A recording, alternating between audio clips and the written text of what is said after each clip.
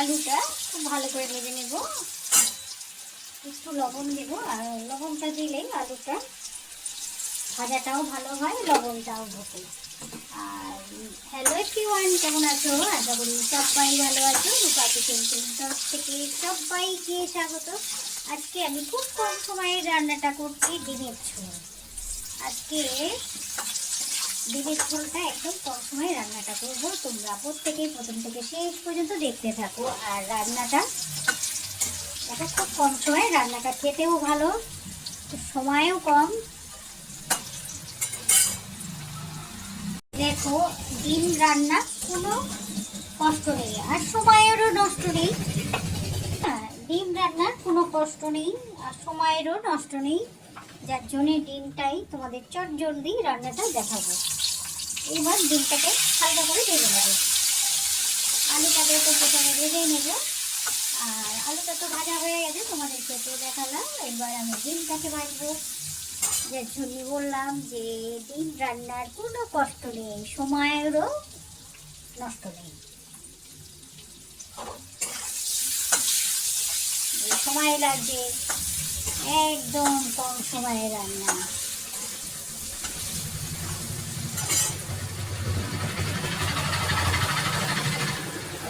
আজকে আমি কোনো মশলা বলতে বাটা মশলা কিচ্ছু দেবো না।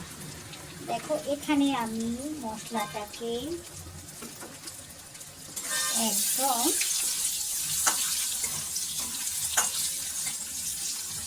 কুচিয়ে নিয়েছি। একদম কুচানো মশলা দিয়ে রান্নাটা হবে, বেশ ভালোই লাগবে খেতে। আর ডিমটাকে একটু বেশ ভালো করে ভেজে নিতে হবে।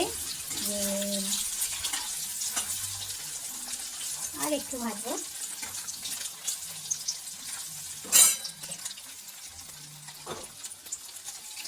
বাচ্চারা দেখবে এদিকে হচ্ছে চিকেন আর এদিকে ডিম খেতে ভীষণই ভালোবাসে।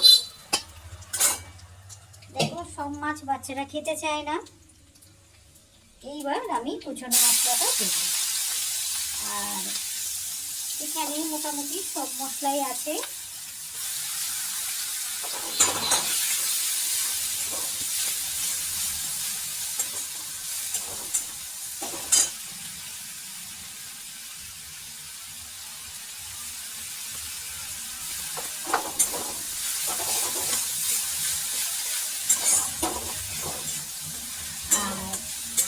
দেখো, এই কুচনো মশলা দিয়ে রান্নাটা দারুণ লাগে একবারও হলে।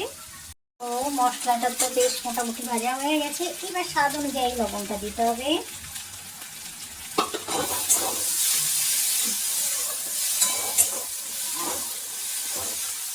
রান্নাটা খেতেও বেশ ভালো লাগে। দেখো, আমি রান্না করছি, আমি খাচ্ছি, এটা তো তোমরাও একবার করে খাবে, তাহলে তো তোমরা বুঝতে পারবে। আর সবাই ঝটপট করে কমেন্ট করবে, লাইক কমেন্ট করতে একদম ভুলো না। নতুন বন্ধুদের বলছি, তোমরা সবাই একটা করে সাবস্ক্রাইব করবে। তোমরা সবাই ভালো থাকবে, সুস্থ থাকবে, সাবধানে থাকবে। সবাইকে দেখার জন্য ধন্যবাদ। তাহলে দেখো, মশলাটা বেশ ফ্রাই হয়ে গেছে, আর একটু বাকি দেবো জিরে গুঁড়ো, একটু ধনে পাউডার দেবো, একটু দেবো লঙ্কা গুঁড়ো।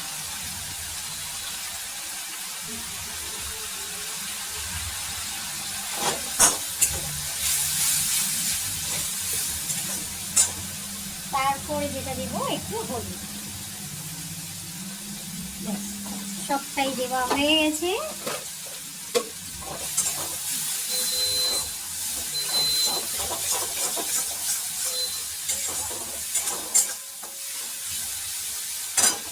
এবার যেটা দেব,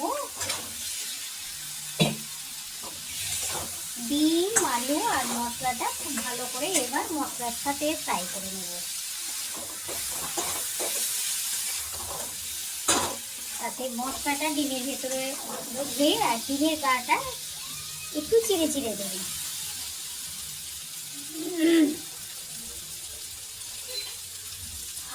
আর পাতলা ঝোলটা সবাই খেতে ভালোবাসে। এবার আমি জলটা দেব।